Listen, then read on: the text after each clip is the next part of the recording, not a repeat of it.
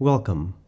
In this video, we will show you how to set up a streaming session in Windows using your ZM-1 microphone, Voicemeeter and OBS Studio as a streaming application. This method allows you to control the ZM-1 audio signal input in Voicemeeter and send the output to OBS Studio. On the ZYLIA blog, you can find multiple step-by-step guides on how to stream with your ZM-1 in Windows and Mac using different methods. As the first step of this tutorial, download and install Voicemeeter from the link at the bottom. Voicemeeter is an audio mixer with virtual audio connection capability, which allows us to route the signal from the ZM-1 to our streaming platform. After installation, restart your system. The next step will be to connect your ZM-1 microphone, open Voicemeeter and do as following. Choose ZYLIA ZM-1 as A1 hardware out.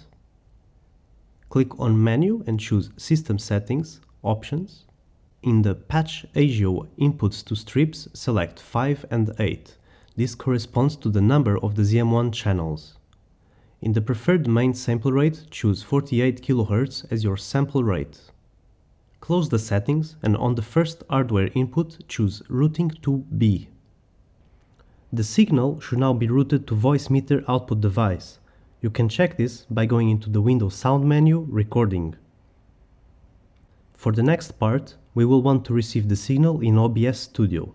To do so, open OBS Studio and click on Settings, Audio Settings, and as the mic auxiliary audio, select Voicemeeter output. You should now be receiving signal from the ZM-1 into OBS Studio, and you will be ready to stream after configuring OBS for your preferred streaming platform.